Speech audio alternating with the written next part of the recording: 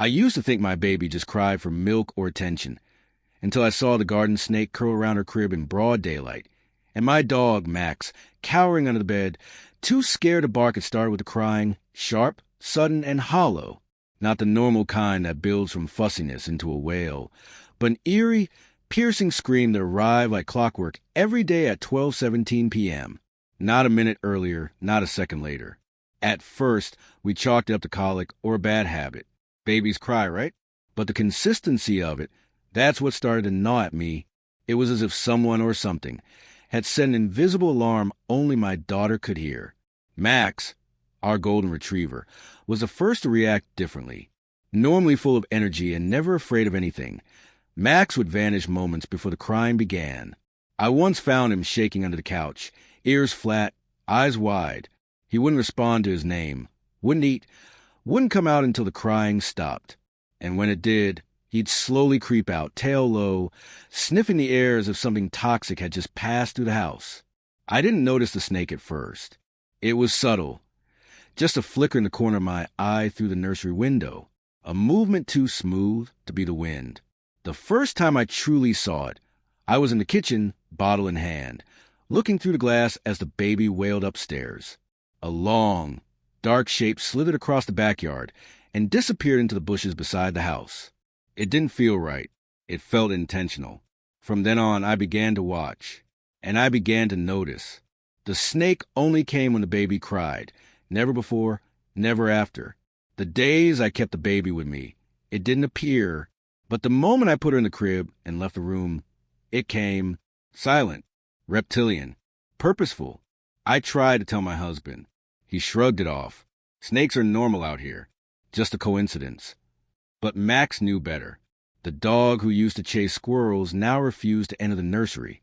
He stood by the door and whined, head low, as if warning me not to go in. The crying, the snake, the dog's fear. It wasn't a coincidence anymore. It was a pattern. A pattern I was too afraid to break. I bought a cheap baby monitor with a camera. Partly to prove I wasn't crazy, partly to protect my daughter from something I couldn't explain. That first afternoon, I sat on the couch, phone in hand, eyes glued to the live feed. The baby had just been put down for her nap. Max was already hiding in the laundry room, tail tucked. At exactly 12:17 p.m., the crying began. And then it happened. From the corner of the nursery screen, the snake slid into view, not through a door or an open window. It came to the floor vent, silent, like liquid shadow, and then curled itself under the crib. My daughter didn't scream. She didn't flinch. She cooed. She laughed. I stared at the screen, heart racing. I blinked twice, thinking I must be seeing it wrong. But no, the snake didn't hiss or strike. It just lay there, coiled beneath her like protector, watching. Still, her tiny fingers dangled over the crib bars like she wanted to touch it. The sight sent ice through my spine. I burst into the room. The snake was gone, vanished. The baby looked up at me and smiled. Max didn't come out for hours. I called animal control. They inspected the house, found no nests, no evidence of intrusion. Probably a garden snake, they said. Nothing to worry about. But I wasn't worried about venom. I was worried about why it kept coming back.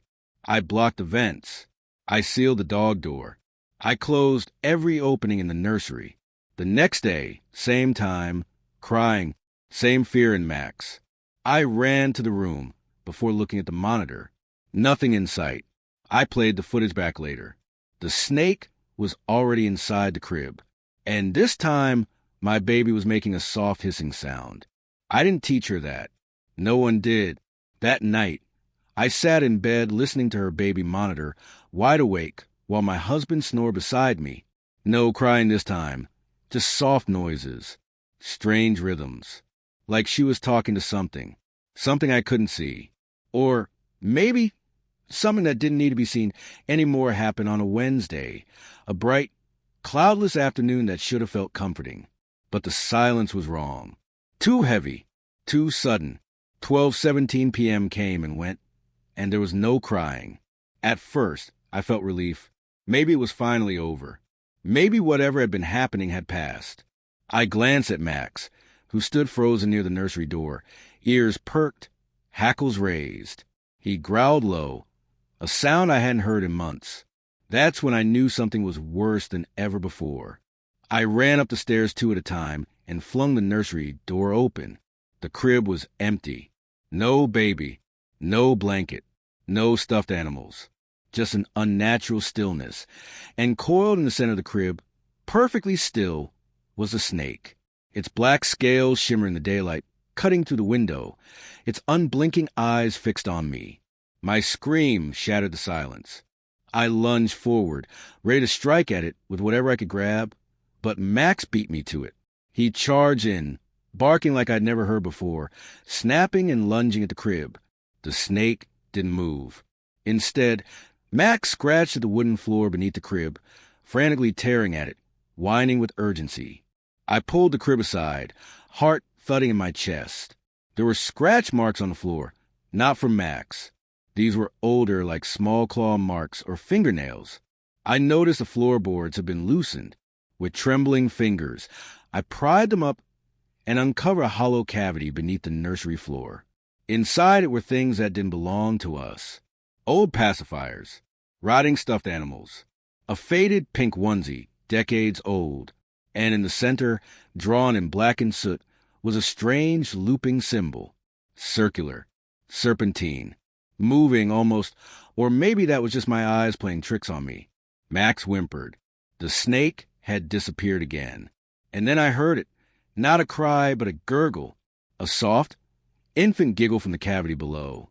I reached down, but something reached back, not a hand, not exactly.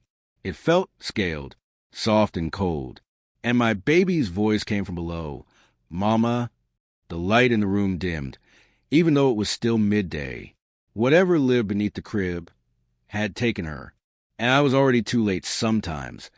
The things we don't see or understand can be far more dangerous than what's visible. Trust your instincts, especially when those closest to you try to warn you, even if their warnings come in silence or fear.